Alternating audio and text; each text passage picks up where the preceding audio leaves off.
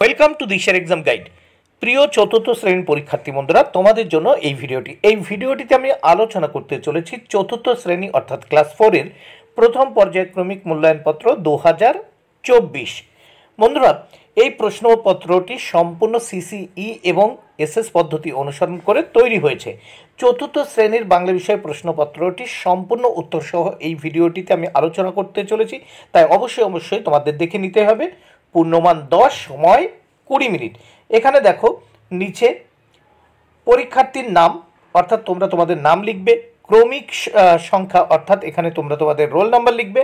নিচে এখানে দেখো বিদ্যালয়ের নাম অর্থাৎ তোমরা তোমাদের বিদ্যালয়ের নাম লিখবে। দেখো প্রাথমিক শিক্ষা পর্ষদের নির্দেশ অনুযায়ী নবপ্রবর্তিত পর্যায়ক্রমিক মূল্যায়ন পদ্ধতি অনুসারে এই প্রশ্নপত্রটি।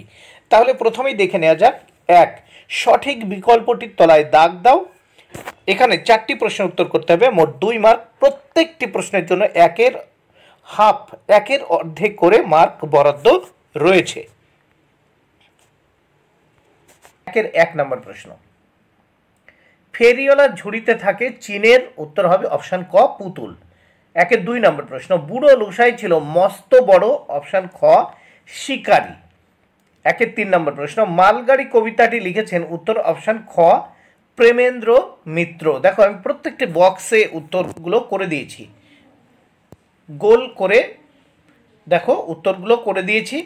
এইবার দেখে নাও 4 দাগে হ জ বড় হলো একটি বই, উত্তর হবে অপশান খ। অপশান খ ইজ দ্য রাইট অ্যান্সার। হ জ বড় ল একটি, অপশান খ বই। এরপর দেখে নাও সমার্থক শব্দ। এখানে দেখো সমার্থক শব্দের পাশে টিক চিহ্ন দিতে বলেছে। এখানে দেখো 4টি করতে হবে, এখানেও 4 মার্ক। প্রথমে দেখো 2-1 বনানী। বনানী মানে হচ্ছে অপশান ক দেখো অরণ্য। তারপর দেখো এটি হচ্ছে কড়ি, 2-2 কড়ি। কড়ি মানে হচ্ছে অপশান খ পয়সা। তারপর দেখো 2-3 নম্বর প্রশ্ন। 2-3 নম্বর প্রশ্ন, টেলিভিশন মানে হবে উত্তর দেখো অপশান গ দূরদর্শন। 2-4 নম্বর প্রশ্ন, হাস্যাস্পদ। হাস্যাস্পদ মানে হচ্ছে হাসির পাত্র হওয়া, অপশান ক ইজ দ্য রাইট অ্যান্সার। হাস্যাস্পদ হচ্ছে অপশান ক হাসির পাত্র হওয়া। এরপর দেখো পরের পাতায়, এর পরের পাতা আমরা দেখিনি, সাজিয়ে লিখতে হবে। দেখো 2টি প্রশ্নের উত্তর করতে হবে 1 মার্ক, প্রত্যেকটি প্রশ্নের মান 1-এর অর্ধেক করে। তাহলে 3 দাগ দেখে নাও, সাজিয়ে লেখো। এখানে দেখো ক দাগে ন র উঙ্গই হস্যি লেখা আছে, এটাকে সঠিকভাবে সাজালে কি হচ্ছে রঙিন। খ দাগে দেখো থি প্রি বি, এটাকে সঠিকভাবে লিখলে হবে উত্তর পৃথিবী। এইবার দেখো 4 দাগে শিক্ষা, এই শিক্ষাকে বর্ণ বিশ্লেষণ করতে বলা হয়েছে। এখানে দেখো 1 মার্ক। তাহলে দেখো শয় হসন যোগ হস্যই যোগ কয় হসন যোগ মধ্যন শয় হসন যোগ আ, তাহলে কি হয়ে যাচ্ছে শিক্ষা এর বর্ণ বিশ্লেষণ। এইবার 5 দাগে আমরা দেখব। দেখো বাম দিক ও ডান দিক দাগ টেনে মেলাতে হবে, বাম দিকের সঙ্গে ডান দিক দাগ টেনে মেলাতে হবে। দেখো কর্মী, উত্তর দেখো বিশেষ্য, এখানে বিশেষণ আছে, এখানে বিশেষ্য, তাহলে বিশেষণ দেওয়া আছে আর এখানে বিশেষ্য।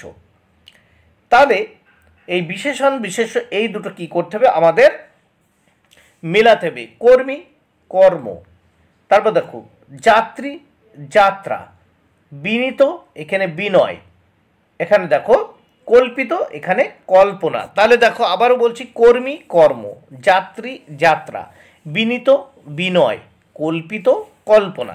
এবার 6 দাগে দেখো এক কথায় উত্তর দাও, এক কথায় উত্তর লেখো, যে কোনো 2টি, প্রত্যেকটি প্রশ্নের মান 1।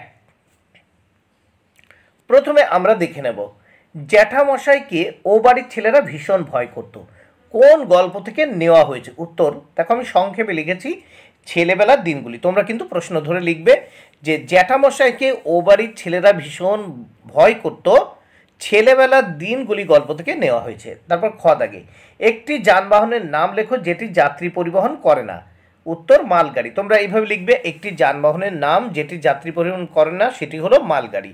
তারপর দেখো গ দাগে ফেজেন্ট কি, দেখো এক বিশেষ ধরনের পাখি।